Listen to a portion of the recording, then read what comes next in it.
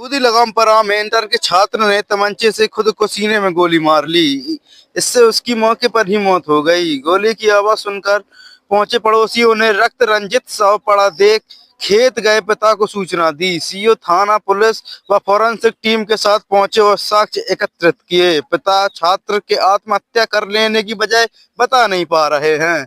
रैरड थाना क्षेत्र में निवासी मुन्ना लाल पाल के पुत्र रंजीत पाल 18 ने सोमवार दोपहर में तमंचे से खुद में सीने में गोली मार ली। इससे उसकी वह मौके पर ही मौत हो गई। गोली की आवाज सुनकर पड़ोसी उसके घर पहुंचे तो देखा कि वह लहू लुहान हालत में पड़ा है।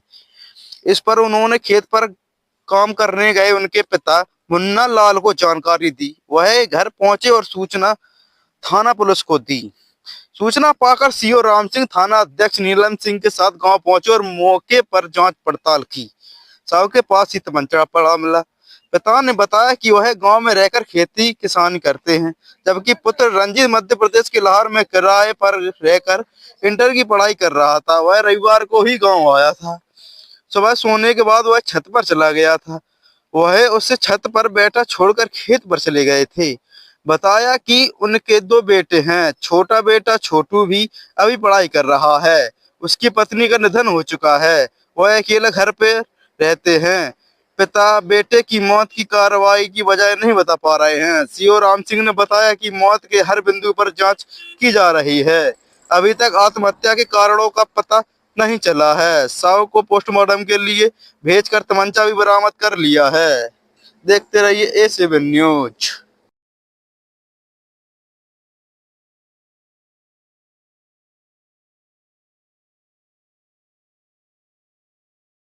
शव यात्रा में मधुमक्खियों का हमला, 30 घायल। यह घटना पहुंच की है। शव यात्रा में जा रहे लोगों पर मधुमक्खियों ने हमला बोल दिया। इससे करीब 30 लोग घायल हो गए। शव यात्रा में शामिल लोग हमले के बाद शव छोड़कर भाग गए। कई लोगों ने खेतों में खड़ी फसलों में लेटकर अपनी जान बचाई। करीब 2 घंटे बाद जब मधुमक्खियां शांत हुईं, तब ग्रामीणों ने घायलों को अस्पताल पहुंचाया, जहां 5 की हालत गंभीर बनी हुई है। सभी 70 वर्षीय महिला के शव का अंतिम संस्कार करने खेत पर जा रहे थे। कोतवाली क्षेत्र के घुसिया गांव निवासी जयराम कुशवाहा की पत्नी लल्ला बेटी 70 का सोमवार को निधन हो गया था। दोपहर करीब 12 बजे उनकी शव यात्रा घर से खेत पर जा रही थी।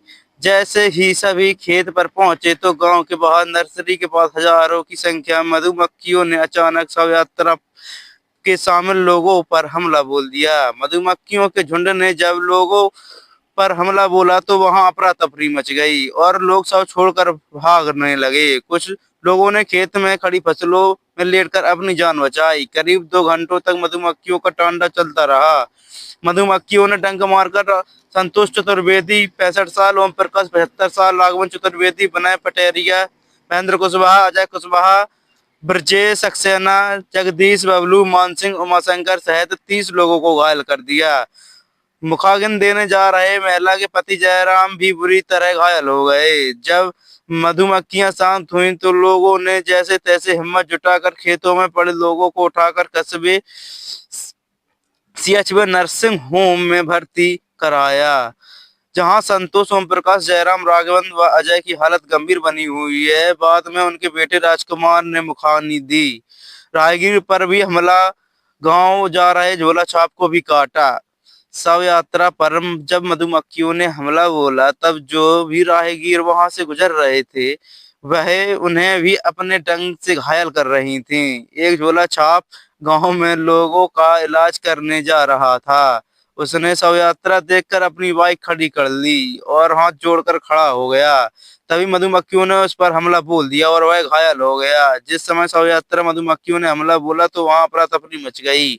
लोग 1 से 1.5 किलोमीटर तक भागे तब वह अपनी जान बचा पाए। मधुमक्खियों का शिकार ज्यादातर बुजुर्ग हुए हैं। सोमवार की शाम तक रोड से लेकर गांव तक मधुमक्खियां उड़ती रहीं। ग्रामीणों ने उनसे छिपते नजर आए। बिना डंक निकले बुजुर्ग की अस्पताल से छुट्टी। मधुमक्खियों के हमले से संतोष चतुर्वेदी को ग्रामीणों ने अस्पताल